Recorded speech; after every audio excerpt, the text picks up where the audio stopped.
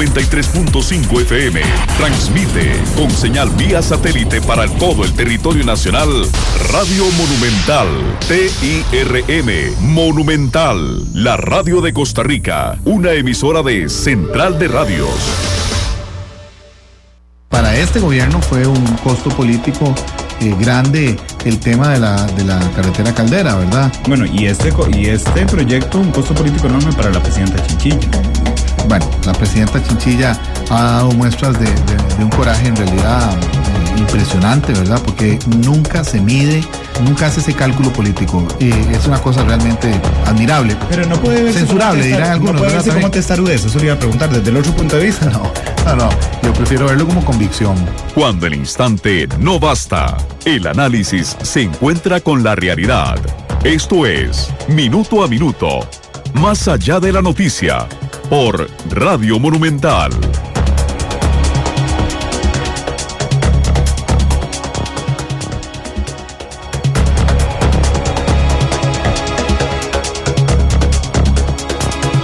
Son las 3 de la tarde con un minuto. Muy buenas tardes, bienvenidos a Minuto, nuestro programa de entrevistas y análisis aquí en Radio Monumental y también en diferido todos los días a las 7 de la noche en Canal 2, la imagen de la radio. Hoy, por supuesto, que la noticia nacional es la visita del presidente chino a nuestro país, Xi Jinping. Él llegó anoche, cerca de las 7:40 de la noche. Esta mañana tuvo sus primeras reuniones oficiales, lo hizo a las 8:30 de la mañana con la presidenta Chinchilla. Recibió honores de Estado en Casa Presidencial. A las 11 de la mañana, 11:30, se trasladó hasta la Asamblea Legislativa, donde se reunió con el directorio y con los diputados de la Comisión de Ingreso y Gasto Público y la Comisión de Hacendarios.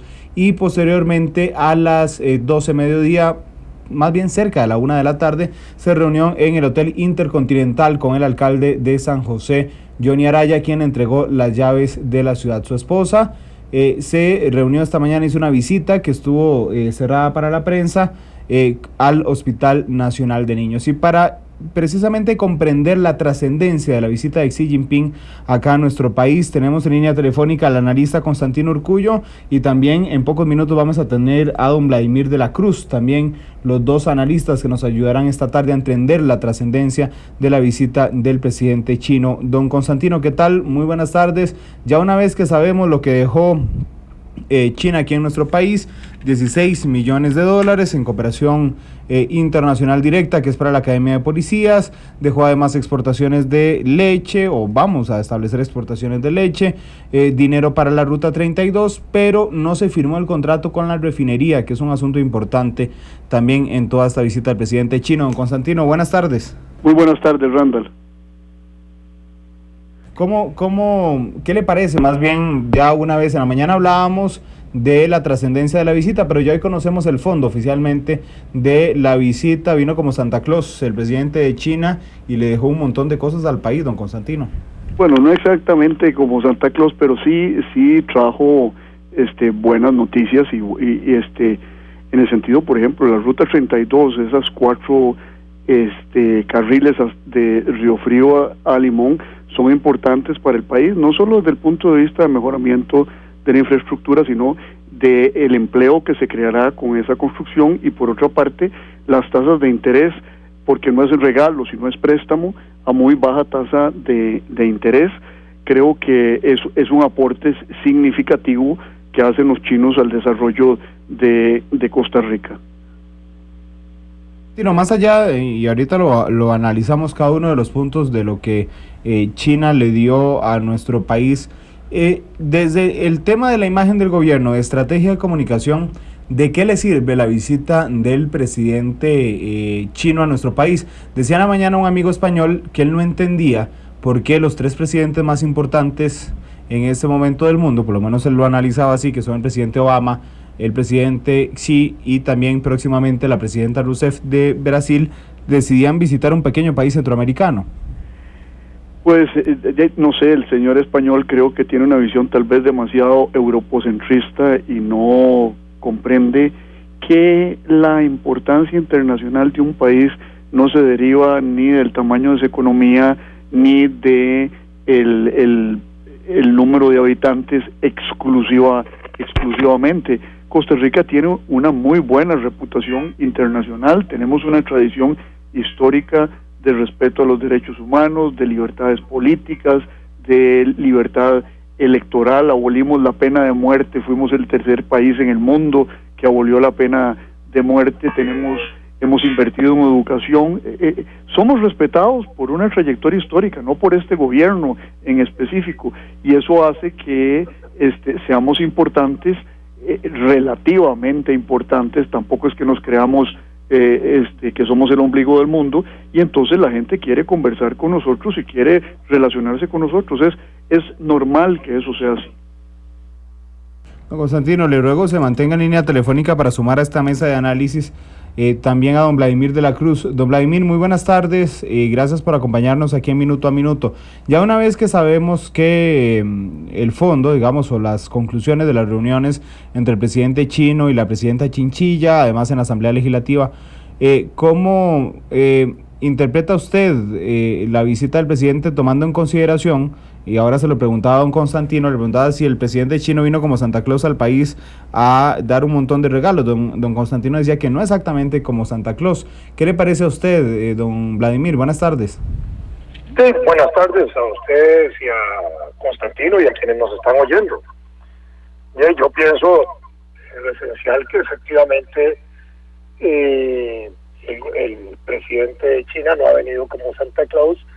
Sin embargo, hay que sí reconocer que en estos 6 años han jugado un papel importante de donaciones que alcanzan casi 160 millones de dólares, que duplican las donaciones que Estados Unidos y Japón han dado, que Estados Unidos y España han dado, que Japón y Alemania, o a Estados Unidos y Alemania han dado a Costa Rica en el mismo periodo. De manera que si de eso se tratara, pues uno pensaría que también otros países importantes en el escenario mundial, como los que he citado, España, Estados Unidos, Japón y Alemania, están constantemente regalándole también a Costa Rica, y sin embargo las donaciones que ellos dan son menos de la mitad de lo que China nos ha dado en el mismo periodo, de manera que ahí hay ventajas para nosotros en ese sentido, y ese es el papel que Costa Rica está jugando hoy en el escenario mundial, de ser un país atractivo para no solo tener relaciones diplomáticas, sino atractivo desde el punto de vista de las inversiones, y en eso cuenta mucho el nivel de desarrollo económico-social que tenemos, de educación que tenemos, de calidad de vida que tenemos comparado con otros países, y yo creo que ese es el elemento central. Y tenemos una clase empresarial, hay que reconocerlo, también pujante en este país. Cuando en esta situación de las relaciones económicas con China hemos casi llevado a China, digo llevado en términos nacionales, más de 3,000 empresarios en 7 años a diversos eventos comerciales, y eso da una idea del potencial económico de este país. Y cuando se está planeando el encuentro China-América Latina para noviembre próximo, que va a traer 500 empresarios de China dispuestos a invertir en Costa Rica y en América Latina, y 500 empresarios de América Latina, estamos hablando de que Costa Rica es un centro, un imán económico muy importante en posibilidades de desarrollo y de inversiones que quizás otros países no lo tengan comparado con nosotros. Y yo creo que esta es la diferencia. Por eso está aquí el presidente chino. El presidente chino, a diferencia de Obama y el presidente de México, que sí vino con algunos proyectos específicos, viene a trabajar económicamente, viene a amarrar negocios, viene a ver cómo puede mejorar esa relación económica y cómo podemos salir nosotros beneficiados en un ganar-ganar. Yo creo que aquí esto es lo importante, porque el presidente Obama vino sin agenda, vino a pasear prácticamente. Don Vladimir, ya viéndolo en retrospectiva, ¿usted cree que la administración Arias Sánchez, que fue la que tomó la decisión de establecer relaciones con China, digamos que es un logro en política exterior de este país ya visto en retrospectiva? Totalmente, creo que esa era una necesidad de hacía muchos años y que dichosamente se hizo, aunque fuera en el gobierno de Oscar Arias ya tardíamente, pero esa era una necesidad de hacía muchos años. La verdad es que el comercio con la provincia de Taiwán o la República de Taiwán era un comercio que no significaba lo que hoy significa el comercio con China. Solo el comercio con China en estos últimos años, solo el año pasado significó 6.200 millones de exportaciones, y eso significó un 30% más a los 4.700 millones del año 2011. Nunca con la otra China habíamos tenido un nivel de intercambio de esa naturaleza, pero tampoco con otros países capitalistas.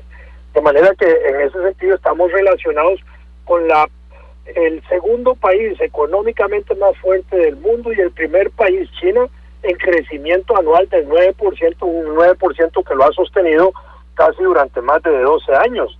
En ese sentido, estamos ganando nosotros. Pensemos por un momento que la población de Pekín, la capital de Pekín, casi que duplica la de Costa Rica. Es decir, si China nos comprara todo a nosotros, no daríamos abasto para satisfacer las necesidades de la población de la capital china. Ese es un mercado de potencia que nosotros podemos verdaderamente explotar y ganar, y esperaríamos que de una relación de ese tipo, pues eso tenga beneficios sociales costarricenses, donde toda la sociedad tenga alguna repercusión beneficiosa. Don Vladimir, le ruego también por favor que se mantenga en línea telefónica. Don Constantino, la misma consulta, viéndolo en retrospectiva, ¿es un logro en política exterior las relaciones con China? Sí, era imposible permanecer ignorando a la segunda potencia mundial en el terreno económico, además una potencia en lo político tremendamente influyente en el mundo, tanto que los chinos después de eso nos ayudaron con sus influencias en África para conseguir los votos y ingresar al Consejo de Seguridad como miembro temporal del mismo. Hoy día resulta ilusorio pretender una actividad diplomática mundial sin tener en cuenta a la República Popular China. Además fue un esfuerzo que hay que reconocerlo claramente del doctor Oscar Arias, en el sentido de abrir la frontera diplomática de Costa Rica, limitada sobre todo con la relación estrecha con Taiwán, y por otra parte abrió el doctor Arias también sus relaciones con los países del mundo árabe, en un mundo donde la globalización es el fenómeno más importante. Permanecer de espaldas a China me parecía a mí realmente no por decirlo con palabras leves, era una actitud tonta, porque era volverle la espalda a un mundo que se está desarrollando y en el cual China va a jugar un papel intenso en los próximos años, y hay que mantener relaciones diplomáticas y económicas con China, como lo decía don Vladimir recientemente. Es un mercado enorme al que tenemos que acceder con inteligencia, entendiendo cuáles son las peculiaridades de la cultura china, aprendiendo, como hoy día la gente aprende inglés, tiene que este país, los estudiantes y los empresarios, empezar a aprender mandarín aceleradamente y mantener relaciones de respeto, pero de beneficio recíproco para ambos países. Don Constantino, hablando de respeto, una diputada, hoy Rita Chávez, en la visita del presidente Xi a la Asamblea Legislativa, fue la única que le reprochó de alguna forma algo. Le dijo: señor presidente, bienvenido a un país que respeta los derechos laborales y donde los niños no trabajan. Este tipo de cuestionamientos que se veían, eso sí, muchísimo más a menudo, digamos, hace 6 años, por parte de costarricenses, y que hoy una diputada lo hace público en el recibimiento del presidente Xi. ¿Qué le parece estas manifestaciones, don Constantino? Bueno, mire, si fueron dirigidas directamente al presidente y como en tono de increparlo, me parecen fuera de lugar y faltas de respeto. Si fue dentro de un discurso donde se alude indirectamente a problemas que ha tenido China en esa área, me parece que se puede hacer, pero sin embargo, uno no tiene por qué tirar piedras para arriba cuando tiene el techo de vidrio. Recuerde usted, Randall, por ejemplo, cómo aquí hay una gran cantidad de población a la cual no se le paga el salario mínimo. Podemos nosotros enorgullecernos de que en nuestro país no se pague el salario mínimo, y puede alguien venir a decirnos a nosotros que no mantiene relaciones diplomáticas con nosotros porque incumplimos ciertos derechos laborales. Hay un principio básico en el mundo en que vivimos, y es la coexistencia pacífica entre sistemas diferentes. China tiene un sistema político diferente. Yo no concuerdo con muchas de las dimensiones de ese sistema político, pero China es una realidad política, existe, y hay que relacionarse con ellos independientemente de que se tengan diferencias. Uno plantea las diferencias, pero pretender aislarse de un país de 1.300 millones de habitantes. Bueno, ni los mismos Estados Unidos, que son competidores de ellos, lo hacen. La Unión Europea mantiene relaciones con ellos. Nadie se le ocurre que porque la China tiene problemas en el Tíbet, no hay que tener relaciones diplomáticas con la China, como por ejemplo a nadie se le ocurrió en determinado momento quebrar relaciones con España porque tenía problemas en el País Vasco. Son problemas internos, hay que respetar a los países cómo los resuelven y coexistir pacíficamente en la medida en que esto sea posible. Don Vladimir, ¿a usted qué le parecieron las declaraciones de la diputada Chávez? Que nada más para aclararle a don Constantino, lo hizo directamente en el discurso, en el minuto y medio de tiempo que tenía, para dar unas palabras al presidente Xi.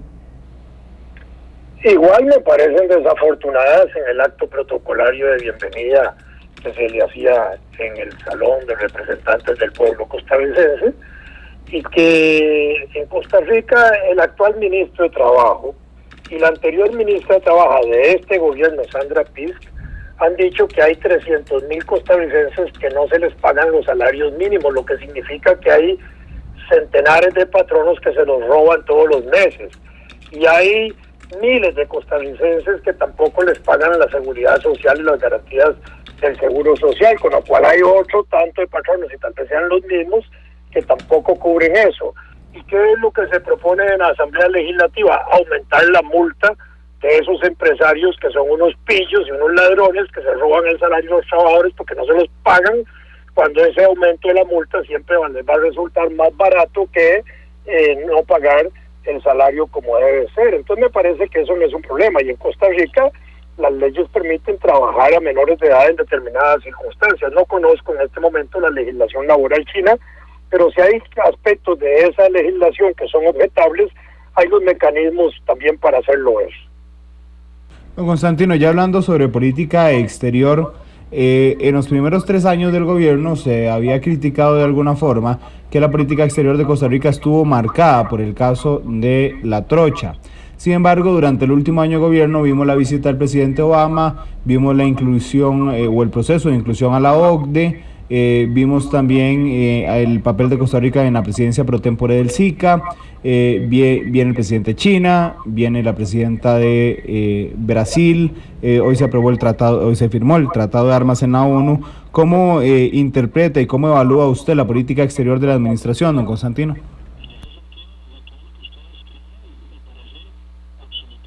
Vamos a ver si tenemos a don Constantino nuevamente al aire. Glenn. ¿Aló? Ahí, don Constantino, adelante. Sí, en el sentido en que usted describe todos esos acontecimientos me parecen altamente positivos para el país, el desarrollo de una política exterior activa, orientada hacia el mundo. Recuerdo que abrimos embajada en la India recientemente. Vivimos en un mundo interconectado.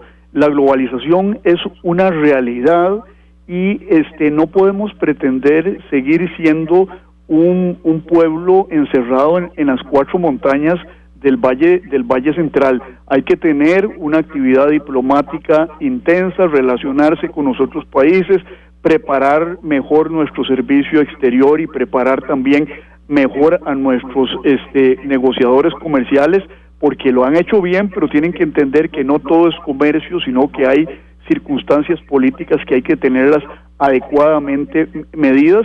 Y todas estas, ignorar a Brasil el día de hoy, un país de 200 millones de habitantes, con una industria pujante, con una vocación para tener una presencia mundial en estos momentos, me parece no solo ciego, sino, de nuevo vuelvo a usar esta palabra que me parece que es leve, es tonto. No se puede ignorar a la India, no se puede ignorar a la China. Tenemos que tener la defensa de un país pequeño, es tener relaciones y diversificar sus relaciones con todo el mundo. Y si eso es lo que está haciendo el gobierno, está bien hecho. ¿Para usted lo está haciendo, don Constantino? Me parece que toda esta actividad revela eso. Hemos estado demasiado de espaldas, por ejemplo, al Brasil. De los idiomas que deberían aprender nuestros estudiantes está el portugués, está el mandarín. Tenemos que empezar a pensar de que 2 lenguas, inglés y español, no es suficiente para desenvolvernos en este mundo, y que nuestros muchachos tienen que ser como los muchachos europeos, que hablan 3, 4 lenguas, y eso les da una capacidad de movimiento en el mundo a ellos y al país que es valiosísima, porque cuando somos pequeños hay que potenciarse en todos los recursos de los cuales uno disfruta. Don Vladimir, ¿cómo evalúa usted la política exterior de esta administración, con el plus en su caso de que fue miembro del cuerpo diplomático hace poco, don Vladimir? Yo pienso igual que Constantino, que entre más abiertos estemos, mejor ganamos nosotros y mejor nos posicionamos nosotros. En el caso de la India, es el segundo país más poblado del mundo. También un país miserable, con miseria importante, y eso no nos impide a nosotros ni comerciar con ellos, ni sacar ventaja de un comercio que tengamos. Con Singapur, que también se abrió la embajada en aquella región, son, digamos, elementos tácticos, estratégicos, de una proyección a todo ese mundo del Pacífico y de toda esa gran cuenca del Pacífico en la cual hoy nos estamos volcando. Dentro del valor estratégico de los elementos que usted mencionaba, Randall, hay que señalar también que Costa Rica el próximo año va a tener la presidencia pro tempore del CELAC, que es el nuevo organismo continental de países de América Latina y el Caribe, que excluye a Canadá y a Estados Unidos. Y aunque es un proyecto apenas en ciernes que se está desarrollando, no deja de ser un elemento estratégico para nosotros en términos del posicionamiento que nos da continental en ese sentido. Tenemos todavía un hueco negro, voy a decirlo pensando en voz alta, que es África. América del Sur y África han venido realizando 2 encuentros, estando yo allá de embajador, hicieron el segundo en Caracas, que reunía a todos los presidentes y jefes de Estado de África y todos los de Sudamérica en lo que ellos llamaban encuentros sur-sur, y estaban potenciando, por supuesto, un nivel de tratados a todo nivel. Nosotros, en el caso nuestro, me parece que no tenemos relaciones diplomáticas con ningún país africano, pero no tenerlo con ningún país africano, nosotros pienso que podríamos resolverlo de una manera muy simple. Por ejemplo, poner una sede de embajada diplomática allí donde está en África la sede de la Unión de Países Africanos, que es un solo país, como decir la ONU, y ahí nosotros podemos tener una delegación comercial, diplomática, etcétera, que atienda todas las necesidades de ver cómo nos expandemos también en ese mercado y en ese potencial que podría ser África. Tal vez no es un mercado inmediato para nosotros, pero que perfectamente en este mundo globalizado que estamos caminando, no debemos llegar tarde, y que ese tal vez sería el mejor camino, poner una super embajada en un solo sitio de donde se manejen las relaciones con todo el continente y que empezamos a ver la posibilidad de proyectarnos en ese mundo. Yo creo que ese sería el único hueco que tenemos nosotros ahora en relaciones diplomáticas y comerciales. En lo demás estamos más o menos. Por ejemplo, Costa Rica tiene 47 embajadas en el mundo, de 193 países que están reconocidos en las Naciones Unidas. La China, que es el tema de hoy, tiene en más de 180 países embajadas, de manera que eso da una idea de la proyección. Venezuela tenía en 97, 98 países del mundo. Entonces, eso también mide los países por el número de embajadas y su proyección internacional, pero tampoco podemos tener embajadas por tener postalitas pegadas en un álbum del mundo. Yo creo que hay que tenerlas trabajando en función de política exterior nuestra en términos diplomáticos, en términos comerciales, en términos culturales, en términos científicos, de donde nuestra relación siempre sea en el mejor modo posible, ganar. Don Vladimir, muchísimas gracias. Don Constantino, nada más, porque esa era la pregunta que les iba a hacer al final. Don Vladimir me la adivinó y nos contestó de una vez. ¿Cuál es el hueco que queda en política exterior? ¿Quién nos falta? Bueno, mire, yo pienso que el hueco evidentemente es África. Lo que pasa es que es algo que está un poco lejano, donde tenemos poco conocimiento. Creo que eso no quiere decir que no nos acerquemos a algunos países que podrían ser interesantes en el mundo africano. Por ejemplo, pienso en Sudáfrica, hoy día parte del grupo de los países emergentes, de los famosos BRICS, y creo que en este sentido, para complementar un poco lo que dice Vladimir, creo que es importante tener en cuenta que Brasil es un país que tiene unas relaciones muy intensas con África, porque bueno, están frente a frente la parte atlántica de Brasil. Brasil tiene inversiones en África, hay un mundo de origen portugués en África, en Angola, por ejemplo, hay desarrollos energéticos interesantes en varios de esos países, y que una manera de llegar al mundo africano podría ser a través del Brasil para lo que corresponda. Yo creo que el gran hueco, sin embargo, no solo es geográfico, sino que creo que debemos, así como en comercio exterior hemos desarrollado un personal muy capacitado, creo que la Cancillería debe hacerse una remodelación interna y especializar ya más a la gente que está trabajando en Cancillería, menos en la cuestión de tipo diplomático, y enseñarles más relaciones políticas internacionales, a entender e interpretar un mundo que está en perpetua cambio en estos momentos, y nosotros tenemos que empezar a entender que ya el mundo no es aquel mundo de la Guerra Fría con dos campos, sino que emergen países. Por ejemplo, pienso en un país importante que está emergiendo en África a la par de la China y a la par también de la India, que es Indonesia, 200 millones de habitantes. Por eso la embajada en Singapur es importante. Recientemente nombramos un embajador en Australia sin que resida ahí, sino reside en Singapur. Costa Rica tiene que entender de que ya no somos una aldea y de que no vivimos en un mundo aislado, sino que tenemos que tener relaciones con todo el mundo para potenciar nuestros pequeños recursos con unas relaciones exteriores muy intensas y activas.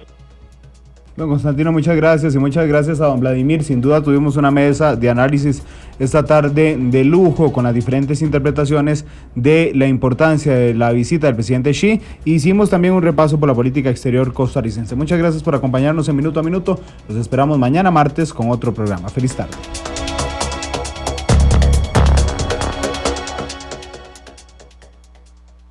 El dengue es una enfermedad contagiosa que puede causar su muerte o la de un ser querido. Se transmite